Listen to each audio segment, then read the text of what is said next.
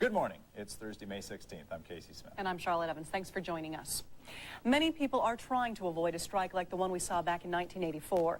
Thousands of members of the Culinary Union will vote today, possibly to authorize a strike at the end of this month if negotiations fail. Thousands are expected to turn out for this vote. Channel 8 Eyewitness News this morning is live with John Summers, who's on the Strip for the story. Good morning, John. Good morning, Charlotte. Yeah, there are 47,000 members of the Culinary Union. About 15,000 of them are expected to turn out today to vote on this strike authorization vote. That doesn't mean that there will be a strike today. It just means it's giving the union the opportunity, if the union members vote to do so, it gives the union members or the management of the union the opportunity to call for a strike when the contract is up at the end of the month if deals aren't struck. To explain a little bit more about what's going on, the current status of negotiations between the Culinary Union and the hotels here in Las Vegas, we have Dee Taylor with us. And let's go ahead and just get caught right up on the status, and we'll talk more about today's vote. How are negotiations going? Well, we had some very constructive negotiations in the past week, though we're nowhere near any settlements, and we particularly are having a extremely difficult time with Mandalay Bay Resort and MGM Mirage. Okay, but you were telling us of the remaining two of what we would call the Big Four, Harrah's and Park Place. It's looking like you're a little bit closer to a deal there? Well, they have made a proposal in the first year that certainly would protect the health benefits for their employees at free coverage, and that's a positive sign, but we're negotiating with them next week, and we're anxiously awaiting the rest of their proposal. Okay, today's vote, can you explain to people exactly what today's vote is, and does that mean if the union members vote to call for a strike, does that mean that right on June 1st there's going to be a strike, or is it just leave it open for you? Well, it is authorizing the union negotiating committee, which involves union personnel, but also involves their co-workers who sit on the negotiating committee, to call a strike if necessary by June 1st if the employers do not provide for free family health care insurance and improve the treatment of housekeepers.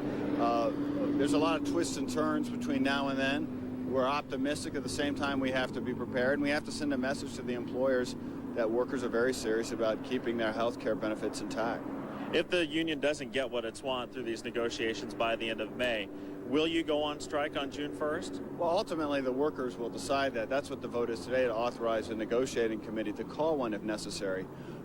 Every single poll, survey, and discussion with workers has told us two very important things. One, they're very intent on keeping their health care benefits because the casinos can certainly afford it.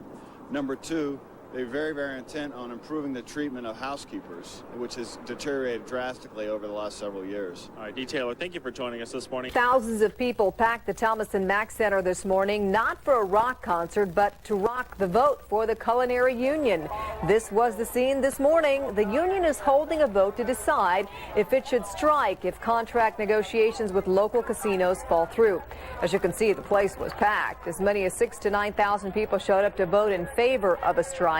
Everybody's ready. Everybody's ready to strike. A historic vote that could impact every family in Las Vegas as culinary members cast their ballots in a battle against strip casinos. De duración. ¿Ustedes están dispuestos a votar de que sí, de autorizar una huelga? Claro que sí, veo mucho apoyo por parte de los trabajadores, porque también vemos los abusos que están habiendo en los hoteles. Vemos que con las recamareras, sé que es un asunto muy grande, ya que bastante de las recamareras empezando trabajando 10 cuartos nada más y ahorita ya llevan 16 o 15 cuartos. Casino workers excited about flexing their muscles, saying they'll strike if they have to. Strikes are ugly. I know they're ugly. I've been through 4. I've been through 4 strikes. But necessary? Necessary, absolutely necessary. But the day didn't come off without glitches. There was a traffic jam of cars as thousands of workers waited for hours to get into the Thomas and Mack Center to cast their ballots. But they say it was worth it. Will you strike if you have to? Oh, yes, definitely. I didn't stand in line for 3 hours for nothing to get here to vote. Pues nadie queremos la huelga porque una huelga nos afectaría a todos, pero si no hay más, pues desgraciadamente tendríamos que irnos a huelga. Si no nos dan los beneficios que nos corresponden, pues sería el único caso. They packed the TNM not for a rock concert, but to rock the vote for the Culinary. Union, union, sí se puede, sí se puede. And it was better than a concert, better than boxing, better than anything I've been to. This is fantastic. It shows that we are all united and we all believe in the same thing. It was great. It's like a big pep rally. That's it. Everybody, shouting and everything like that, And most of the workers, they've been working hard, and they want to take that away. It's not fair. They got to think about the babies, the kids, the child, and the family. I checked yes, because I got 3 kids, you know, and I got my family. He remembers 1984. We want justice. We want justice. Boycott the flamingo. Boycott the flamingo. If we stick together, there's no way. They can't break. You can look at the people coming out of here. You think they could bring enough people in to fill this town up where they're working? No way. They couldn't do it in 1984, and the heck ain't going to do it in 2002. They can't reach an agreement. Are you willing to strike? Yes, I am. Just like in 84 for health and welfare. It's very important. That's what we struck in 84 about, so I do it again. Leave immediately. This is an unlawful assembly. The strike of 1984, the last citywide strike, it lasted 67 days. It was nasty. I want to know why Metro is harassing United States citizens staying on this public sidewalk. Please follow under arrest. For what? What is the charge, sir? Some of the workers that lived it are ready to do it all over again. You were a striking worker in 84? Yes, it was. Was it worth it to strike in 84? Yes, it was. We had 18 years of benefits, and it was very much worth it. Let's check in with Tom Hawley in Sky 3 with traffic. Beth, it looks like the Culinary is getting the participation they were hoping for in terms of turnout. Here's the Thomas and Mack at the upper left side of your screen. Look at this delay here on eastbound Tropicana, and you can tell most of these people are heading towards the T&M because the through traffic is on the right side. These left 2 lanes are all waiting to get into the left turn lane to get into the T&M. Further proof extends the other direction when you get to Maryland Parkway. Solid line of cars westbound on Tropicana and Maryland. It's all happening inside the Thomas and Mack. The parking lot looks like it does at, well, one of the Redham Rebels games back in the Tarkanian days, whatever the event is that might happen to sell out the Thomas and Mack. If you plan on heading the roadways anytime soon, if the Thomas and Mack is not your goal, you're well advised to use Flamingo Road because this vote tonight is making a mess out of the traffic on Tropicana. Tom Holland reporting from Sky 3. Well, we don't want to go on strike, but if we have to, we absolutely will. I will be out there. That's the least they can do is pay us what we deserve.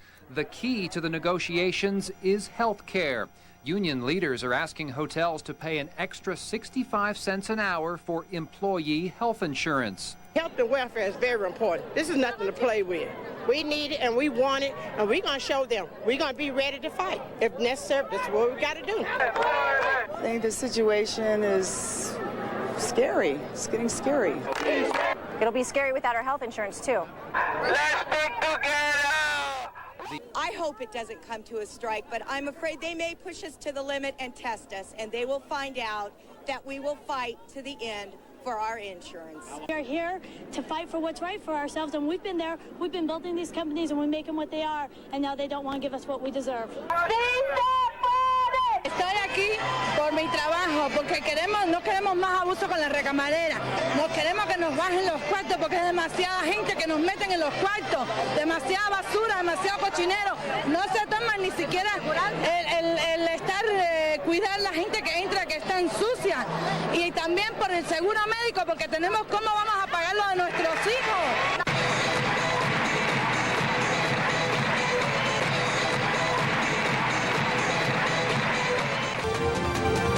Good evening, everyone. I'm Jim Snyder in for Kendall tonight. We'll have more on the threats to local apartments in just a minute. But first, major developments in the culinary labor dispute you saw first right here on News 3. 3 strip employers have reached tentative agreements with the Culinary Union, hoping to avoid a citywide strike.